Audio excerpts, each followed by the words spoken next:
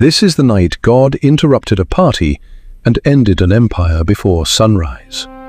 No weapon touched him, no army had breached the walls, and yet, in the middle of the greatest party on earth, a king watched an invisible hand write out the end of his life, in real time, in front of 1,000 witnesses, 1,000 golden cups, 1,000 voices growing louder, and then silence.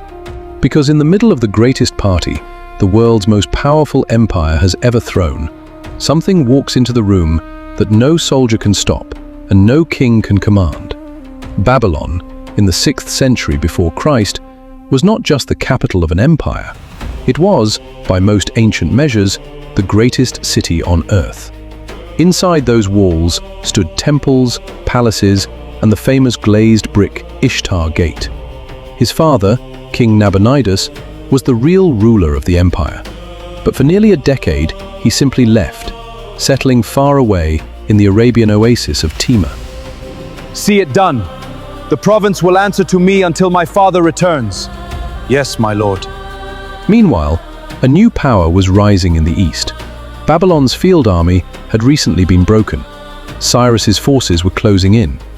King Belshazzar held a great feast.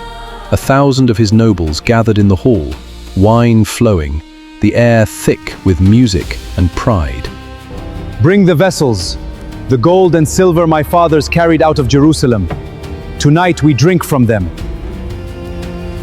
As Belshazzar and his nobles drank from cups meant for the holy things of another nation's god, they lifted their voices, not to him, but to gods of gold, silver, bronze, iron, wood, and stone. None of them knew this would be the last night of the feast, or of the empire. In the same hour, 4 words. That is how the Bible marks the moment everything changed. The fingers of a human hand appeared and began to write on the plaster of the palace wall. Belshazzar watched the hand that wrote it. His face changed color. His knees knocked together. Bring me every enchanter, every astrologer in Babylon! Whoever reads this writing will ababble my fame! One by one, they failed. Not one of them could read the words on that wall or explain what they meant. Then, an older woman entered the hall, likely the Queen Mother. There is a man in your kingdom, O king, in whom is the spirit of the holy gods. In your father's days he was found to have light and understanding and wisdom. His name is Daniel. He was brought in, likely an old man now, decades removed from the events of Nebuchadnezzar's reign. If you can read this writing and make known its interpretation, you shall be clothed in purple, wear a chain of gold about your neck, and rule as third in my kingdom. Let your gifts be for yourself, and give your rewards to another. Nevertheless, I will read the writing to the king and make known its interpretation.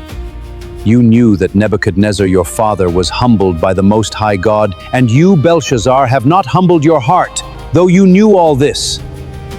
Mene Mene Tekel Parsin, God has numbered the days of your kingdom and brought it to an end. You have been weighed in the balances and found wanting. Your kingdom is divided and given to the Medes and Persians. For a long time, skeptics dismissed this entire chapter as fiction, because no ancient historian outside the Bible had ever heard of a king Belshazzar.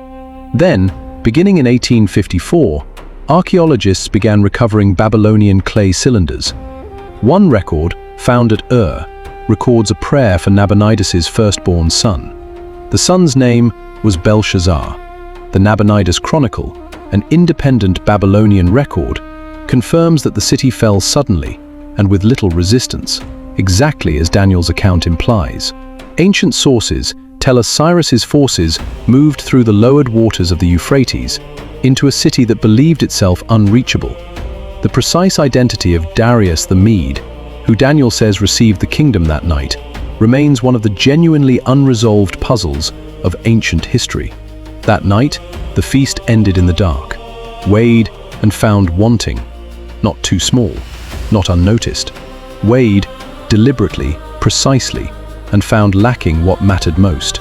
The Most High God rules the kingdom of mankind and sets over it whom he will. Every one of us has stood, at some point, in front of warnings we already understood, and chosen the party instead. By morning, the empire that had stood for generations no longer existed. So the question Babylon's last king faced under torchlight thousands of years ago is the same one that remains for every generation that thinks its walls will hold forever. If the scales were set tonight, what would they find? Tell me in the comments. And if this story reached you, subscribe, because Belshazzar's night wasn't the only time God interrupted history to speak. Next week, we go inside the lion's den.